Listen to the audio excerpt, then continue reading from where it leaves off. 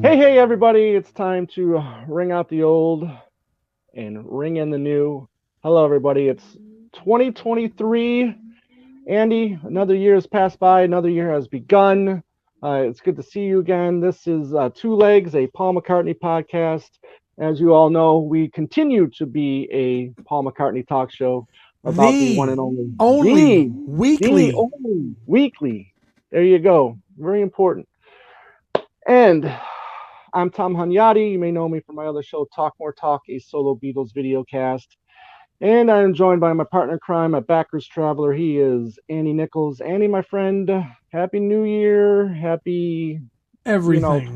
2023, Happy everything, my friend. And happy everything. How are you? I'm good. Very blessed and fortunate to be here with you as we open up another year, season, if you want to call it. I know that when you and David did it, you called it seasons.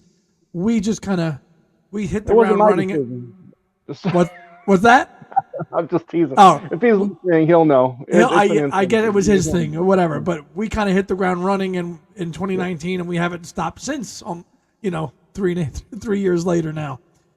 So no, I'm doing well, and happy to be back, and really excited for another great year of shows. And we've already kicked around ideas to kick us through March with new shows, and finally this week for our first original show of the year, we're going to review the Legacy book. But Tom's got some housekeeping stuff that he'd like to kind of get to, and some news updates from Yeah. the Maca camp, and a little bit of a Two Legs PSA for Yes. you fine people out there. But go ahead, Tom. But anyways, yeah. So, what for the latest sticking out of my back pocket on PaulMcCartney.com? He did talk about he is recording now. Yeah, He did not say new album just yet. He just said he's recording. As we know from the last few albums, he's been recording, a little bit here, a little bit there, and it's been taking two. Sometimes it'll take two, sometimes it'll take 3 years for the album to finally come out. However, he is recording, so that's a great thing, right? I mean, this is what we want from our favorite musician. We want new music from him anytime we can get it. So he is working with producer Andrew Watt, who is, was not you familiar with know, that. Was not familiar with that name when you and David texted it to me. yeah. So it's funny because we kid him about working with the it producer, okay, of the time, Right. But listen to this. So he won the Grammy for Producer of the Year in 2021. Okay, so Oh, there's that right there. He's been working. He's produced Ozzy Osbourne's last two albums. He's worked with Pearl Jam, Miley Cyrus, Post Malone, Lana Del Rey, Elton John, and more people. So this guy is, he sounds like well, you know our Maca. he's He always wants to be in. He wants to be current with the trends and what's going, right. and going back to everything, going back to Driving Rain. Really, wouldn't you agree that Driving Rain's really where he kind of went with the top niche kind of current producers when you think about it? I had to look at Khan's discography up to that point. I mean, was he the hot producer at the time? I think he was. You I think he know, was current then. I mean, yeah, because he it's up was. to that point, Yeah. everything was either self-produced or George did it, right? Or Paul did it himself, or Well, Mendelssohn did off the ground. yeah, but you could even say Jeff Lynne was the hot producer at that time. I mean, look, what he was doing with the start of with Cloud Nine all the way up to The Flaming Pie. I anthology and mean, the anthology. Yeah, but yeah, Jeff was only a Tom coach. Petty. Jeff only produced a couple of tracks. He didn't produce the whole album. Right. No, but he still produced, quite a few tracks on that album. So, I mean, he was you could argue that he was a hot producer at that time. Then, yeah, and Tom Petty, Full Moon Fever, all that Oh, yeah, stuff. exactly. And then, what Chris Thomas, working with him on I Back to want to the get Egg, Chris right? Thomas on Two Legs. Anybody out there, please? We want to get Chris on Two Legs. And I have Absolutely. another added reason why. As a Procol Right. nut, Yes, you do. we need Chris Thomas. And I'll just Yes, talk to him about yes. Procol, not even about Paul. Right. But anyways, I mean, Yeah. he's worked with quite a few, especially with New and Egypt Station, those albums as well. So, and you know what? At one point, he was a hot producer. I Yep. mean, look at the albums that he was producing. Number one albums himself. He's a great producer. I don't think he should take himself lightly as a producer. So, No. but anyways, so yeah, so that's what's going on right now in the news. So again, recording, not necessarily new album yet. Let us know your thoughts about that in the comment section. Okay. Next Yeah. up, little housekeeping that Yeah. we don't really do a lot. Listen, you know, we'll talk about this from time to time, but I listen to all these other shows and they really hammer this down. And look, I mean, if you can, please, help us out. We want to get to 2,000 subscribers this year. We're at we're just over 1,300, so we really want to get to that 2K. We'll probably have some kind of special contest once we hit that 2K subscribers. So please help us out if you like it. Hit that bell. Let us know in the comment section. Your thoughts on the show. We love to hear comments. Email us at two legs at gmail, twolegspodcast@gmail.com. Sorry. But yeah, so I'm just going to keep harping on this until we hit 2K. Just help us out. All we really want is the subscribers. We're not hitting people up for money or any of that stuff. We just want to we haven't even. Yeah, exactly. We haven't even. We're not even doing any of that crap, which we don't. I'm not really big into. I know the podcasters are, yeah. but. Well, I mean, we might do something eventually. I mean, look. I mean, if we can make a couple bucks here and there, I mean, there's a way that we can get people to join some kind of members thing if they want to, throw us $1.99 a month or something like that.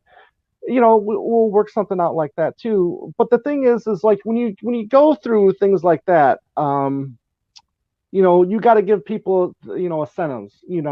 Whether or not we give them the show a day early, you know what I mean? Mm-hmm. Or we set up FaceTime chats and stuff like that. Sometimes stuff like that. Not everybody has time, to do stuff like that. So we barely have enough time to do this one. Yeah, exactly.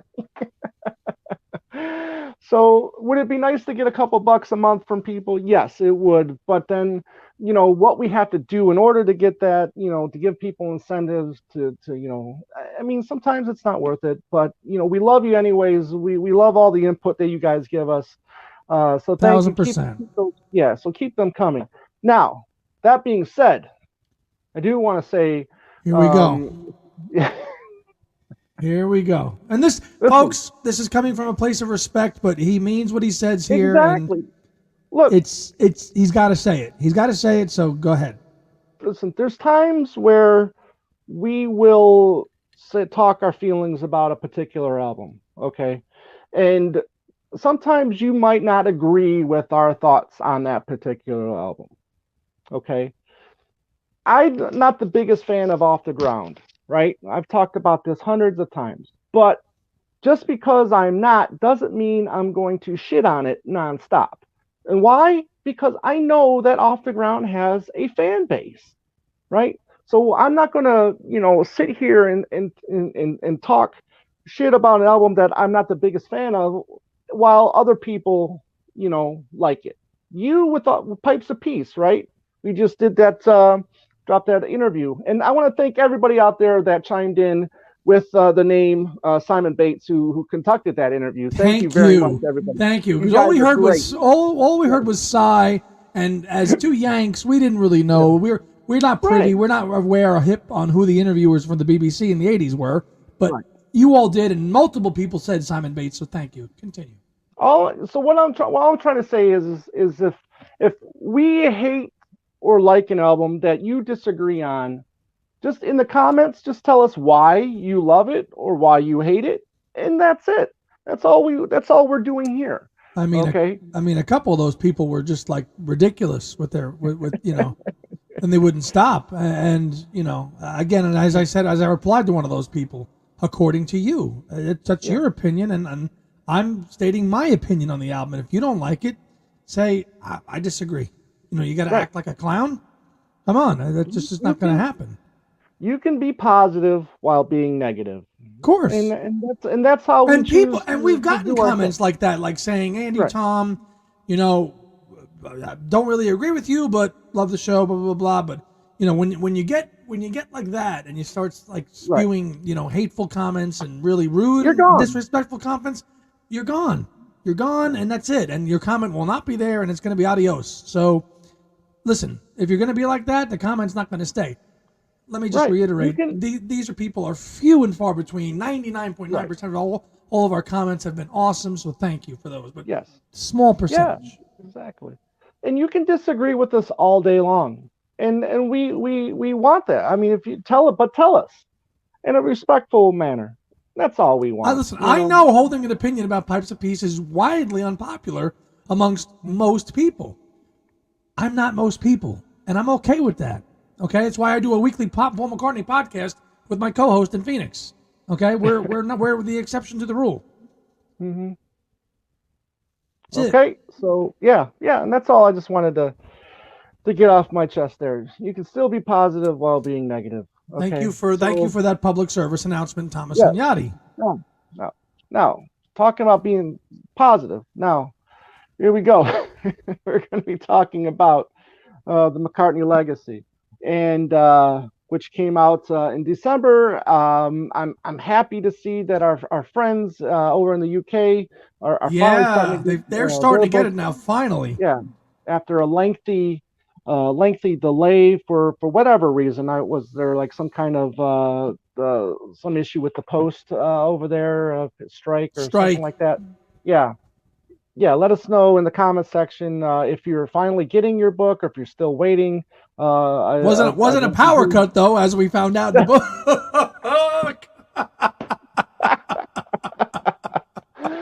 I was talking with our buddy Adrian Sinclair about it, and he was saying that he was actually offering people the audio version of it to get it until they waited for the physical. While they're waiting for the physical. So that was very nice of him. So good on you there, my friend.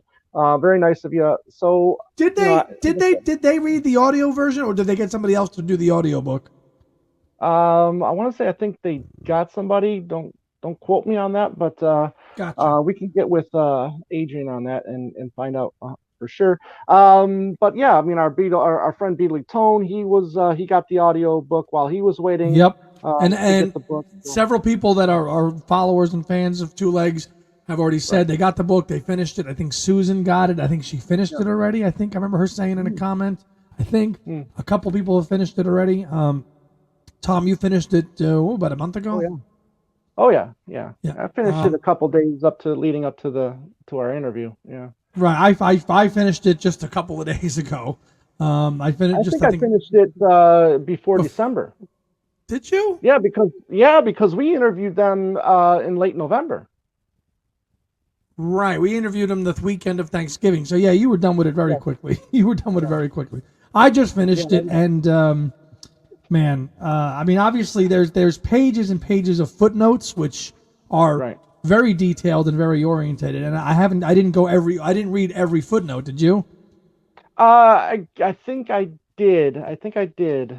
Because I just wanted to get the whole milk and cream, where they got their sources from, and of course the footnotes are described in fantastic detail, and where they got them from, and when they interviewed whoever they were talking to, and yeah, I mean, I just finished but we have a nice selected discography in the back. But I mean, I'm so happy with the book because it's a little fresher for me because I just finished it. So, yeah, I mean, and I mean, we're jumping around a little bit, but it really, I mean, so much of the book, I felt now since it's so fresh, the middle of this book was really devoted to like the Wings Over Europe tour and Red Rose Speedway. That was like a bulk of the book, really.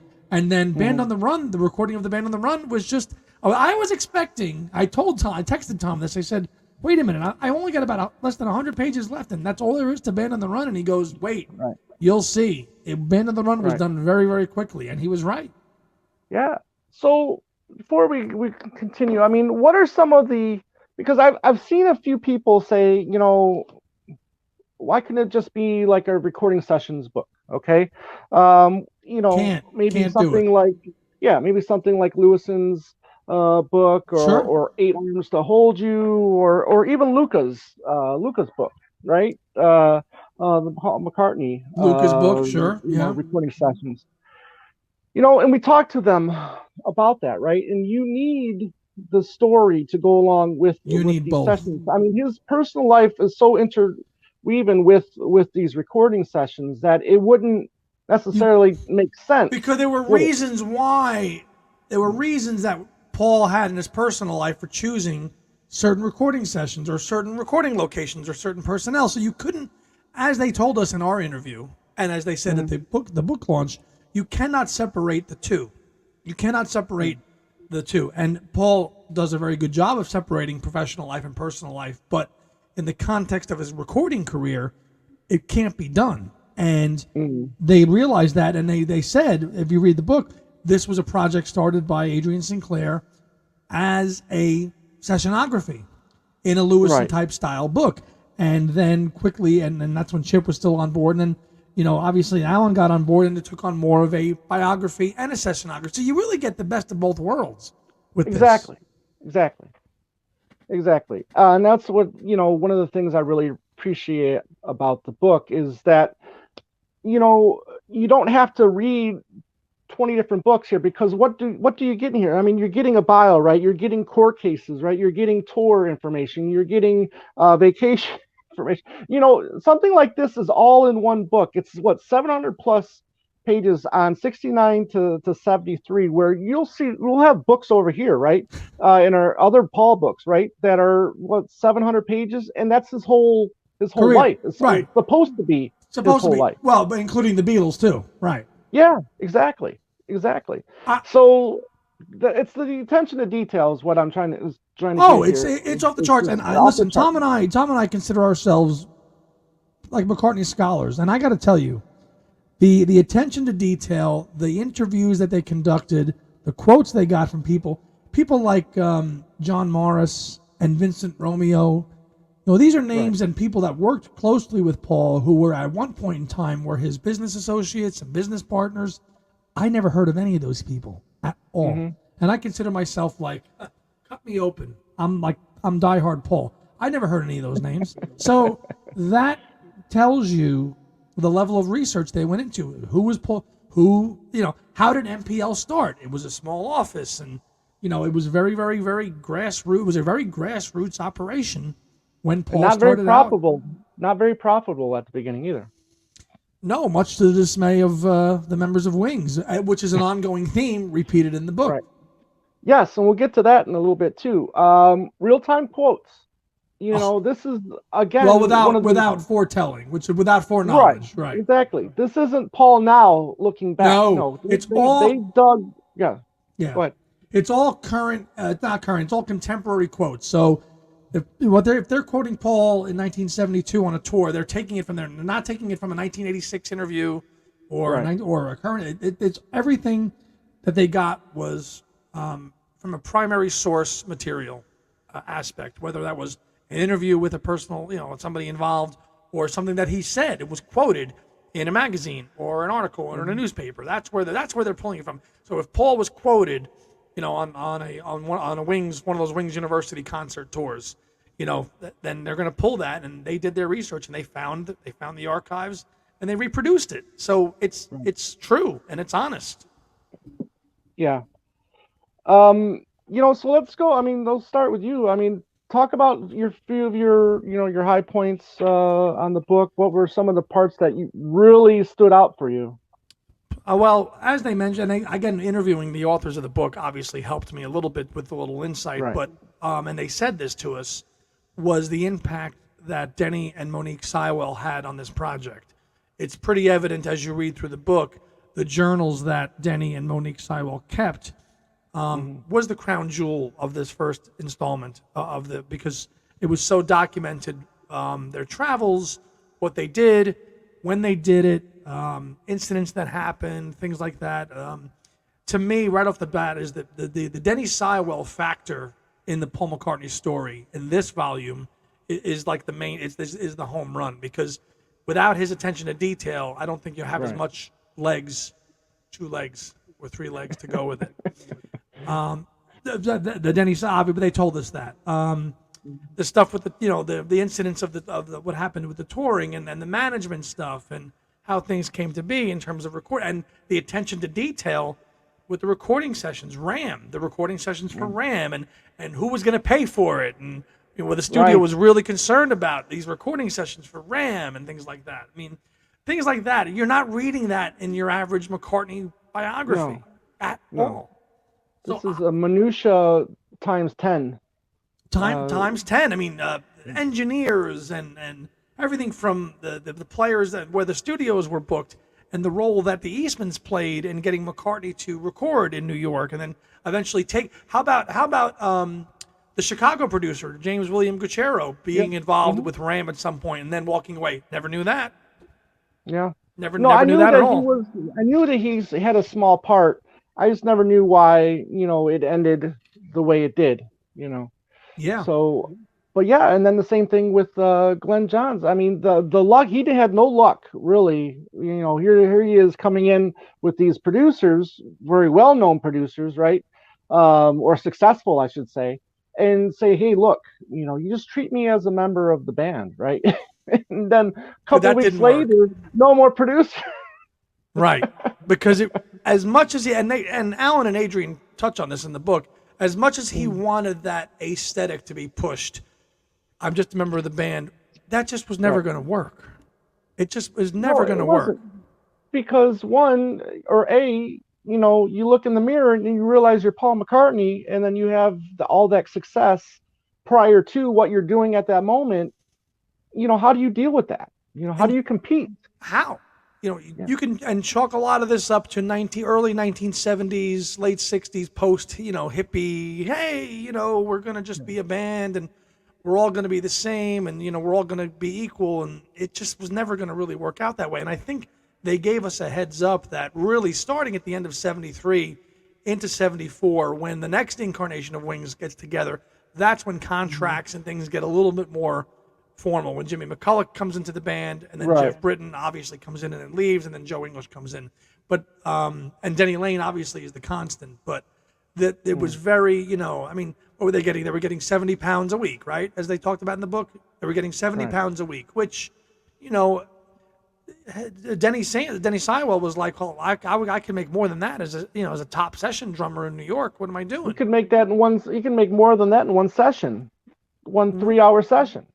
What's obvious, though, to me, from the beginning of the book till his exit of McCartney is the companionship and the friendship that Seiwell has with McCartney. He was really one of his top allies, even before Denny Lane, because he was with him on Ram.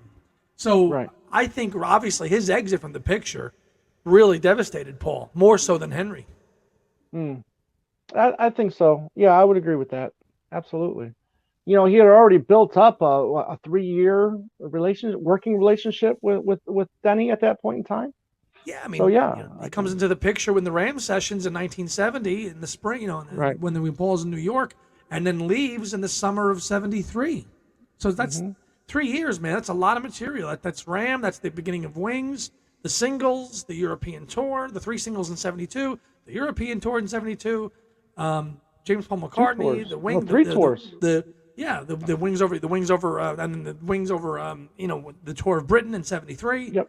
So, and James Paul McCartney and everything else with that, Live and Let Die. So, I know we can look back on it now and say, and we've talked about this when we reviewed the Wings, the Big Barn Box, but for such a small amount of time, it was a very fruitful period of activity for a band that eventually, obviously, with Man on the Run and Venus and Mars and Speed of Sound, became much bigger. But looking back on it, a lot of material for such a laid-back attitude, wouldn't you say? I mean, hopping, it seemed like every other month they were hopping into a jet, going to another island. What I mean? You and I said that. How many? They're going on holiday, right? Going on holiday every other month. Every couple of weeks. Sometimes it felt like, but the amount of material they were able to get done during those times. I mean, it's just a testament to his work ethic. I mean, he was able to put the work in, even though he sometimes had a laid back kind of attitude. I mean, being the stoner that he is, and being a family man, being a man that likes to travel. It just floored me. Look, we knew the material, right? but we didn't necessarily know, always knew how long, stuff took. So you're like, hi. Look how long it took. Oh my God, that was another revelation in this book. We're reading in 72. Hi was worked on for months. Yes. Another, because they really wanted to make Hi a live single because it was part of the staple of the set, and it just couldn't in the studio. It just could not be done. That was just one small nugget of information, like Hi, and how hard it was to get that single, out. And then how about the one about Single Pigeon? And this is another thing too. It's like Single Pigeon has never been one of my favorite songs. Oh, it's a minute and a half long.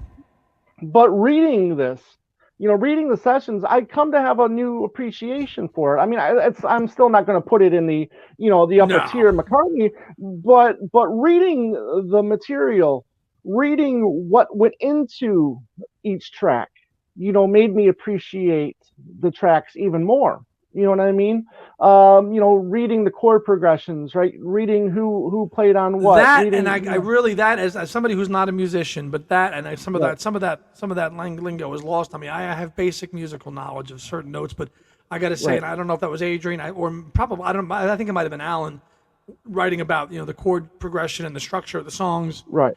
Which I'm sure musicians will love this because you're going to see breakdown of all these songs and written down well by Allan Kozinn, I think, in that. But it just sums up for me that there's obviously another revelation too. Really was the fact, and we always knew this now in the history, but it really comes to life in the book that they really wanted Red Rose Speedway to be a band LP. Right. And record company decisions were like, no, we're gonna just because we want to just make it a Paul thing and My Love and James Paul McCartney, and that was a really sour note with the band, especially Henry McCulloch. Henry was pissed. Oh, absolutely, because you have all this wealth of music that showcases this band, and you have to take it all away because the company or the studio head wants this to be a McCartney album and not a Wings album. Right. And I mean, but here's the thing: is McCartney, who would fight for certain things, I'm surprised he really didn't fight harder for this. This is what he wanted. He wanted, because we'll go into the whole Wings aspect here in a minute too. But he wanted, you read the quotes, he wanted the press to interview the other members of the band, right? He wanted them to get involved, right? But then why not fight, to make this, not necessarily, it didn't have to be a double album, right? But you could have slipped in, the Denny Lane song in there. You could have slipped in Seaside Woman in there, if you wanted to. Instead of just, coming out of the meeting, well, I guess they just wanted a Paul McCartney record, I guess that's what they're going to get, And that makes you, and maybe that, Henry and those guys were like, well, come on, Paul, fight exactly. For it. Right. And he's done it before. So the other thing too with Wings as a band, this is because everybody will have their opinion, right? Is Wings a band or was Wings a backup band for Paul? This really can show both sides of that coin, right? Because at one it can, right? So it but what side of that coin shines a little brighter? Right, exactly. So the book doesn't necessarily give you the answer, but it will give you a reason to be one or the other. You know what I mean? And has your opinion changed after that? Because mine has. Okay, listen, I this version of Wings for me is a band.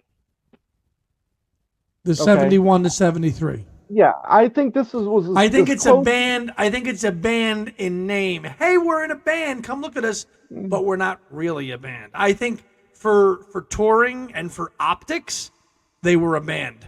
When it came down to it, they were not. That's how I. Well, feel. Right. I mean, when at the end of the day, when Wings are going out on tour, 99% of the people they're going to go. They're 99.9% of the people. They're going to see Paul McCartney, right? I mean, Paul McCartney Nobody's is not going to see Denny Wings. Seiwell and Henry McCulloch and Denny Lane. They're just not. But the point I'm trying to make is it gives you both sides, right? Okay, Yes. you can, if you're in the camp that Wings is not a band, some of the comments that Denny Lane makes, especially during the Band on the Run. Yes, those were very interesting. Yeah, that will solidify your because thoughts. if you feel that they were not big, but that Right. point they were only reduced to a trio, so you can understand why he was like a sideman. Right. However, if you believe Wings were a band, then you're reading comments and quotes from Paul, wanting everybody to get involved, right? Get their 2 cents in, and if you believe Wings is a band, I think this does a great job proving that side of it. So I think the Wings a band argument carries the most weight, in my opinion, with the 1975-76 lineup of Wings. That was the closest they came to being a band, and even still then they weren't a band because it was still fronted by Paul. Well, right. Well, by that time there was so much success that they could put out an album with 3 or 4 different vocalists, right? I mean, you could do Wings at the Speed of Sound then with all of that success leading up to that album. Yes. Even Venus and Mars, you're okay, now you're getting a couple more vocalists in there. Band on the Run, you get finally getting Denny Lane to sing on a track on an album, but still billed as Paul McCartney and Wings. Right. And then we know that Wildlife is billed as Wings, but then the next 2 albums is Paul McCartney and Wings. And if I could understand, and a little spoilers, but towards the end of the book, Denny Lane is open about it. He basically feels like he was just a sideman, right? Because it was that Band on the Run was a Paul and Linda thing, and he was just really there for nothing, really. He says that. Right, he does say that. He does say that. However, there is a person's name in the bibliography who I would say that this is probably my only real complaint about the book, because I know what you're going to talk about. Yeah, because Denny Lane, I don't think he. Then don't say the name either. I'm not going to say the name, but however, they had to have used quotes from. Yeah, they did use quotes from 2 of his books. They did. They used 2 of his books, and I'm sure that was probably for Denny Lane, because I think Denny and JoJo were heavily quoted in that book, and you got to remember the context from which that came, and maybe they can clear it up a little bit on that, but that's unfortunate, but because we're not going to reference that, but the the work that went into it and the research that went into it is everything is top notch. I mean, everything is top notch. Another little nugget I just remembered reading that No Words originally had a running time of like 4 minutes and 29 seconds, and they trimmed it down to 2:37. Where's that? I want to hear that. Right. And then another great quote from Denny Seiwell. I didn't mean to cut you off, but Denny Seiwell says that somewhere there's a demo, there's a version of Band on the Run that they did that he thinks is better than what came out. Let's hear that. Right. So the rehearsals leading up to where Henry takes off, and then a couple weeks later, Denny says Henry left first. Henry left first. He wasn't shy about leaving first. Denny was pissed off too about certain things, but he still wanted to be Paul's drummer. I mean, and that's one of my Paul. I mean, Denny really wanted to stay, and and if Paul was able to maybe throw him a few more pounds here and there, I think maybe he would have stayed. But yeah, and another thing too then is this some of the myth busting. The myth busting was awesome. And then getting a timeline for the Lagos sessions. We talked about this before, right? The stolen tapes. You really never got a sense of when that took place. Right, like did they just get off the plane in Lagos and then they were ripped? They were mugged and everything was gone and they had to do everything from scratch? No, it was towards the end of the trip. Right. Yes, so that I found that to be really exciting as well. I enjoyed the Lagos. The timeline was awesome. The Lagos timeline was awesome. I know it was the shortest section of the book, but it was really the most interesting. and fellow Ransom Cootie and his posse thinking that Paul was there to poach sounds, which we've heard Paul say before. He says it in Wingspan, but, obviously Adrian and Allan really go into detail here about the trips that were taken to the studio, and they really left Lagos and not to the best terms, really. They were like, they were really happy together. Paul ended up having kind of like a little bit of a panic attack, and he was rushed to the hospital there, and that's covered in the book as well. So, the Lagos trip, was short, but it's documented very well, and I just love reading all about the people, the other people involved with Paul, Tony Brainsby, and all these, and Alan Crowder, who comes into the picture towards the end of this era, of 73, 74. Reading all of the people that worked for MPL to put these things together, that's what I love about the book. The people that actually, worked with the promoters and did that stuff. The band history and the little details and the juicy details are great, but I love reading about the people that actually told Paul, yeah, you can do this, or no, you can, and that's the best parts for me. Interesting. Yeah. So I really enjoy, like I said, I really enjoyed the session stuff. I like how they got it's kind of almost in a way like the 8 Arms to Hold You book, right? Where you got the blocks there. Yes. Just like 8 Arms to Hold You, they have the recording session, they have the days, they have the studio, right? They have the what song they're working on. Are they recording? Are they overdubbing? Are they mixing? All that information is in the book. And again, we can't congratulate them enough for the attention to detail that they've got going on in the book. It's legendary. I mean, it's legendary. Really some other myths that were busted, or things that I didn't know until we read this, and Tom and I think both felt this way, that the James Paul McCartney special was done as a thank you or as a peace as a peace offering for the Linda songwriting thing. Not the case. Not the case. Tell them what happened. So and that's what things too is, because we got the Doggett book, right? You never give me your money. You never give me your money. Yes. You talk about that. A lot of these info, tour infos, recording sessions info, court cases, you can find those in different books too, but it's all right here.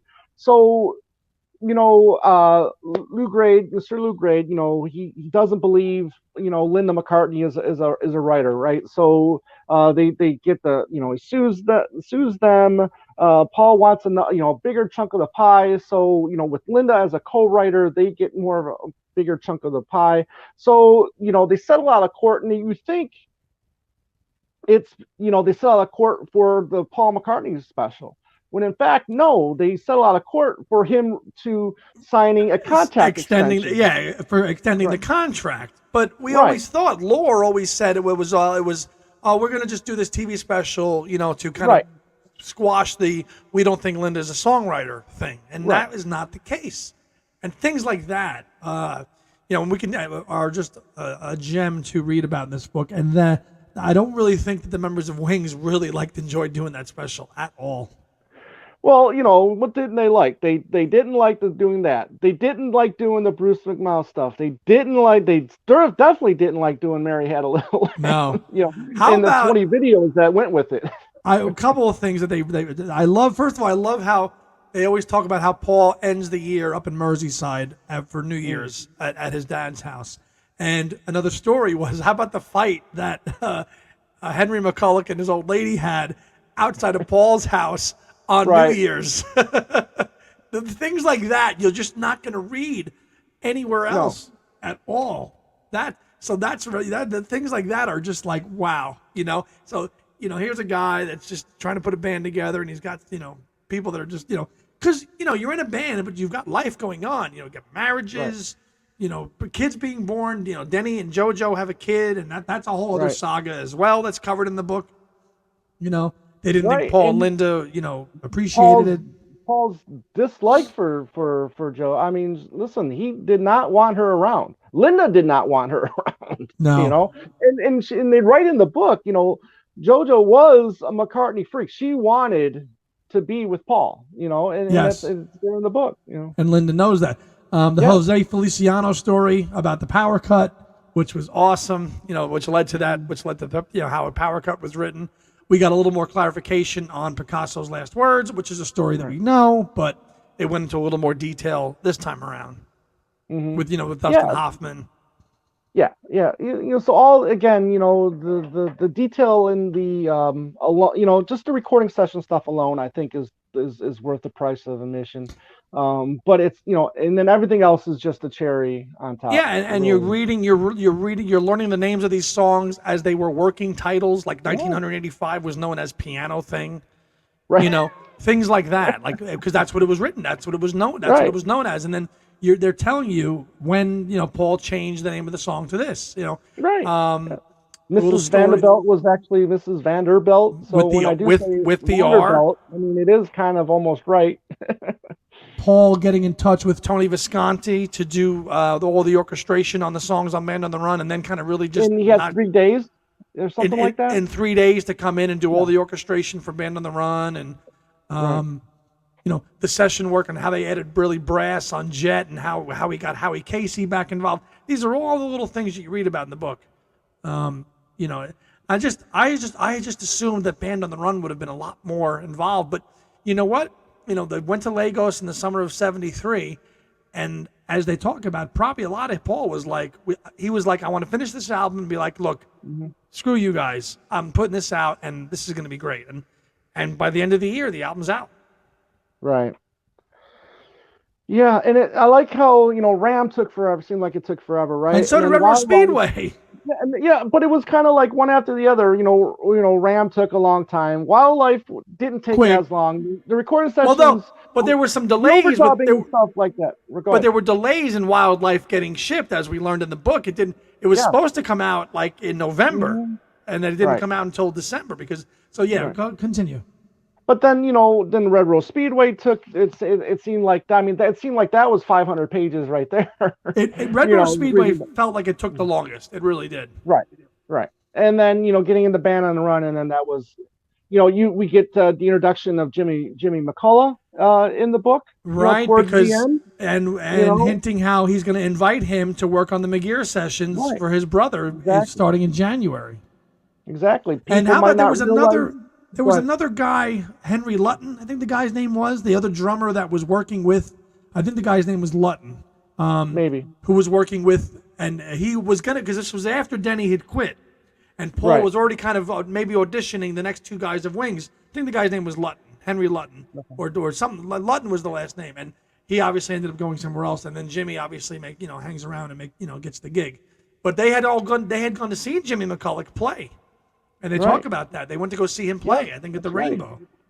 Right. And then, a lot of people might not know this, but, Leave It, the single from McGear, that was recorded while Denny Sywell was still part of the band. And he's credited on the McGear record. But, and then it was decided, after recording that, then they were going to, record the McGear album after the New Year. So. Yeah. What also is interesting, too, is that basically the trip to Lagos was engineered with a promise by the manager, by Vincent Romeo, saying that, Paul will record everything at Ginger Baker's studio, and that did not happen. That's right. Ginger was not all too happy about it. Ginger thought Paul was going to come down there and record at Ginger's studio, and Paul was going to the EMI studios of Lagos, and I think that was a promise that Vincent Romeo made to Ginger, and then when it didn't happen, he was quickly dismissed, as they talk about in the book. Right, but they ended up. I think they ended up doing Picasso's last words. I think they threw Ginger's studio a cookie, cookie, and I think he's crumbs. On, some cookies, and I think he does maracas on something on Band on the Run. But and then really interesting, even down to the detail of the artwork on the album, how the sleeves for Band on the Run was different because Hypnosis, as you know, did all those famous album covers in the 70s, which I actually did not remember that Hypnosis was involved with Band on the Run. I always just thought it was Clive Arrowsmith who shot the photo in Osterley Park for the cover. I did not realize that Band on the Run had some Hypnosis involvement on the back. The European, the England cover and the American cover. The photos are differently aligned and stuff like that. So little tiny details like that. And of course, obviously, Hell on Wheels being left off the UK version, which is the right one, by the way. No Helen Wheels on Band on the Run. I'm sorry. It sticks out like a Hey, left I turn. think It's so not good. too. Listen, I've said for years now that I thought Oriental Nightfish would have been 10 times better on Band on the Run than Hell on Wheels. But you know what? People grew up with it that way, and that's fine. People don't like change. I don't know. People that grew up with the U.S. Beatle albums, right? People still love those albums, and it's hard for them to see, especially Rubber Soul, right? It's Yeah. people love that U.S. Rubber Soul, maybe even more than the British Rubber Than the Soul. British one. Yeah. No, but if it's what you're used to, I get it. You Yeah. get used to it. But yeah, no, it's just funny replaying it. And then they had that awesome playlist that the publishers put together. They made a playlist of all the songs, that are covered in this period as they were written in the book. So periodically, I would just go through that playlist. So Little Lamb Dragonfly, even though it comes out in '73, it's early on because it starts in 1970. So it's really nice to see it. I Lie Around. Yep. Yeah, exactly. Songs that sat for years and years finally end up coming out. And that I mean, I knew some songs were laying around, but to see the effort, and the detail that they go into, because you're thinking like, I Lie Around, he wrote that in 1970, right. And then it just ends up as the B-side of Live and Let Die 3 years later. Right. And the other thing too is it's just not a love letter to Paul, right? They talk about him objectively, right? It's you're getting not very favorable quotes from Denny Lane from time to time, not favorable quotes from Henry from time to time. And they talk also, about Paul and Linda, arguing, so Paul and Linda having little spats, but also negative reviews of his records too. Mm-hmm. So when a single comes out, and they do a great job of this, they kind of they pick the headlines from the writers from the Emmy and NME, Sounds, and one that sticks out to me that was a big she didn't like anything that he did was this Penny Valentine from Sounds. She criticized everything that he released, and when you read the book, she basically crapped on all his stuff. But that's a nice thing that they do. As the single gets released, as you read, they're going to give you they'll give you the kind of Chris Welch from The Melody Maker, who was a great writer, said this about Live and Let Die. And they give you one or two lines from each, contemporary reviewer at the time. And early on, they were not great. But Penny Valentine did not like him one bit at all. Her reviews were always scathing. Yeah. Another bit that I liked was, Paul did pay attention to the charts. He did see what people were listening to, right? So I mean, he did notice that what the Osmonds were huge in the UK. So maybe that had some kind of influence in the music that he was putting out. I mean, he was like, okay, well, if you didn't like Give Ireland Back to the Irish, well, here's this. Here's this. Okay, you didn't like this. Okay, so now we're going to go back to maybe some glam rock with Hi, Hi, Hi. Hi, Hi, Hi. Or I'll give you a ballad like My Love or something. Right, exactly. So, I mean, he was kind of almost in a way following trends in a way instead of leading trends. Instead of worrying about being the leader, sometimes he was the follower. Right. Another great myth that was debunked in this one was that John and Paul were in New York the day the Bloody Sunday happened. False. Henry says how they were at Cavendish Avenue on that Sunday watching what happened in Northern Ireland. And, but I know the Beatle books will tell you that John and Paul were in New York together the day the Bloody Sunday happened. Wrong. That's not true, as we learned in this book. There you go. Very good. Yeah, so I do know that people, including myself, did find a few typos in the book, just not to be all, positive on the, whatever it is. I mean, there's going to be typos, in almost every book ever written. So, go a little easy on them. Yeah, I know with the pedigree of Kozinn, you would think, okay, there was not going to be any typos. Well, you know what? No one's perfect. So go easy on them. Yes. I did message Kozinn about one typo I did read, but I kind of felt bad afterwards about it. But this is about as near as perfect as a McCartney book that I would want to read. I mean, this hardcore fans, middle of the road fans, beginning McCartney fans should all want to read this book. Wouldn't you agree? Yes, several times. I mean, I'm going to start reading it again because it's something like this. It's like Lewison's recording sessions. You can gain something from it every time you read something from it. I read it, for me, fairly quickly because I don't have a lot of time, but I read it in 2 months, basically, to read 700 pages. Right. I will be reading this book again and again and again, to borrow a song that I really dislike from Back to the Egg. But I will read the book many times. Right. A couple of complaints that I did see on social media. People were bitching about the paper quality. It was too thin. Oh, yeah. And the font was too small. Right. You know, I had no problem with any of that stuff. I thought the paper quality was fine, and I thought the print type was fine. You? Well, here's the thing. I mean, to make such a big book affordable as it was, I mean, this book could have easily been $100 book, right? I mean, you look at something like, the Lennonology book right here, right? I mean, with all the information packed in this could have been a book this size, and it could have been easily been $125. Well, you know what? They wanted to make this book more affordable because they knew what they had, and I have no problem with the paper. I have no problem with the photos. $35 to get information that we have wanted for 50 years, to get the book right and the story told right. And you know what? There could have been 20 typos. I don't give a shit. I don't care. Imagine if this book was $125. People complain about prices. Yeah. And we now know the strawberries on the insert come from that Macca strawberry jacket that he wears on set, which I'm telling you, somebody will make that jacket again. You watch. It'll be on PM.com. I'm telling you. Get the Paul McCartney strawberries jacket for $150. You know it will. Yeah, maybe. I'd buy it. But this is just total class and total professionalism, and told in an honest way and a realist way, and it's not a puff piece. It's not a love to Paul. They're telling you how things were received at the time, good and bad, relationships, decisions, personal issues that he was going through, for good or ill, the best way that we can with the information that was given to us and that is left, and that they were able to research and find. And they're going to do the same thing for the next 4 volumes. We hope. Yes. Well said, my friend. Well said. Yeah. So, and again, I mean, that might be another favorite part of this book is it's him telling his story, right?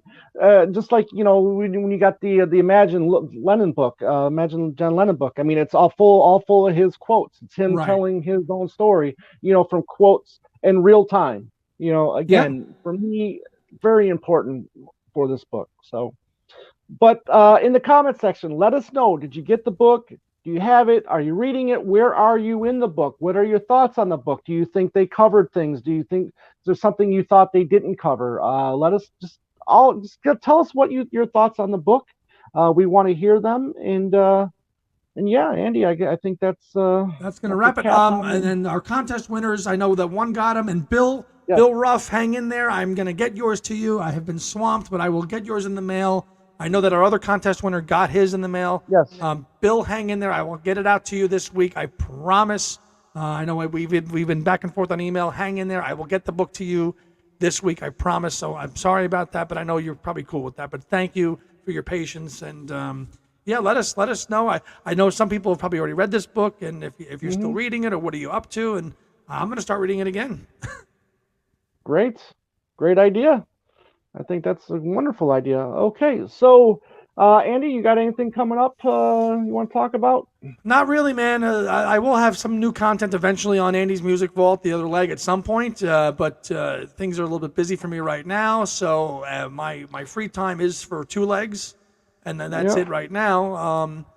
I'm sure you're going to be doing a show on the new Genesis box set that was just announced. Well, right? I will. Yeah, we got a new Genesis BBC Archives release that's going to come out in March, which looks okay. It looks pretty good for the earlier stuff. There's a lot of stuff that's repeats on there. That's stuff we already have, especially from the Invisible Touch era.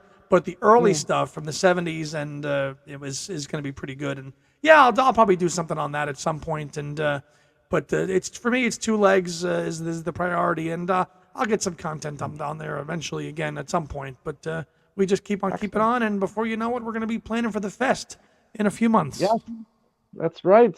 We hope to have a panel, just Andy and I, and I'm sure I'll do something with Talk More Talk.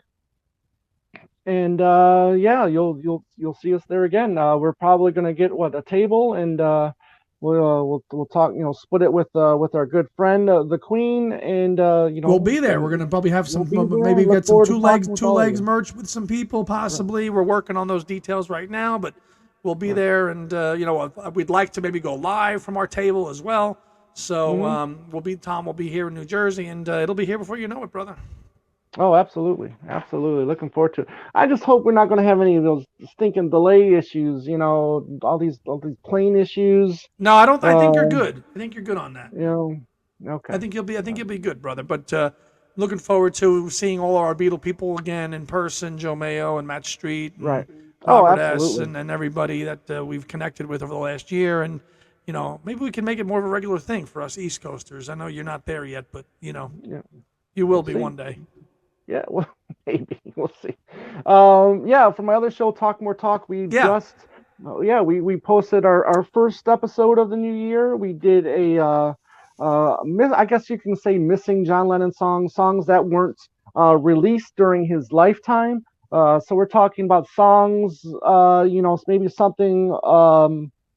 Let's see here, something we affectionately known as the Between the Lines era. Yeah.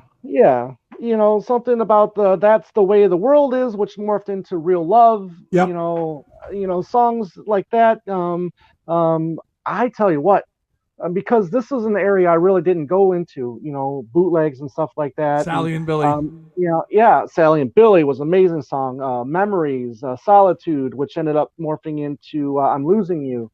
I Ain't Got Time, good stuff that I'm just going to want to start digging more into. And I want to try to find a way to get the Lost Lennon tapes from the Radio One. What was it? Radio, what was it? Westwood one. Thank you. Westwood one. Thank you. Westwood one. Yeah. You want to get the radio tapes? Because the Lost Lennon tapes exist as bootlegs. Yeah, that's what I'm talking about. I do want to try to find bootlegs, whether that's on CD or vinyl or. You don't want digital, right? Well, I mean, if that's the, if you're going to throw it away, you got a co-host that has everything under the sun, man. Come on, I got you. I got you. Okay, perfect. Thank you. Anyways.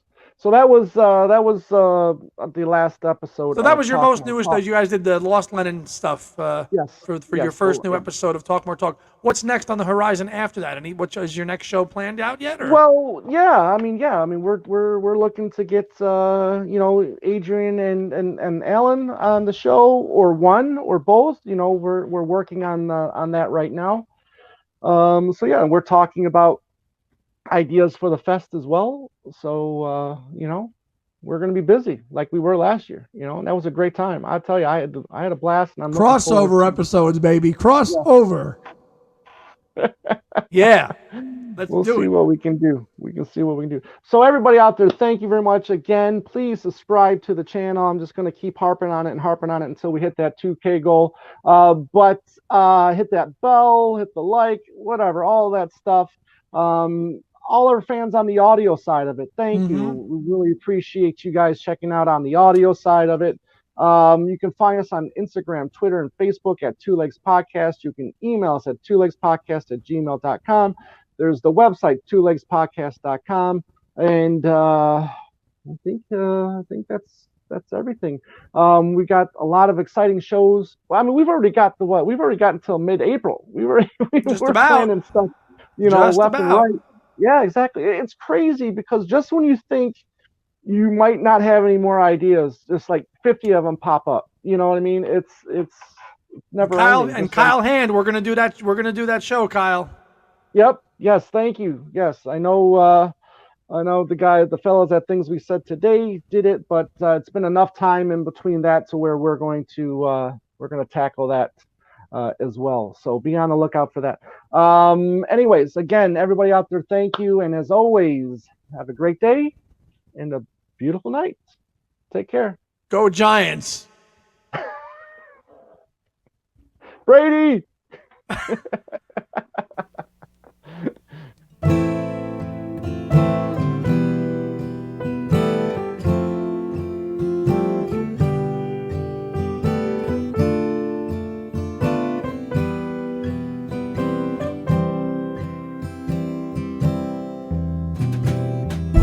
Listening to Two Legs, a Paul McCartney podcast, hosted by Tom Hunyadi and Andy Nichols, with musical contributions by Dylan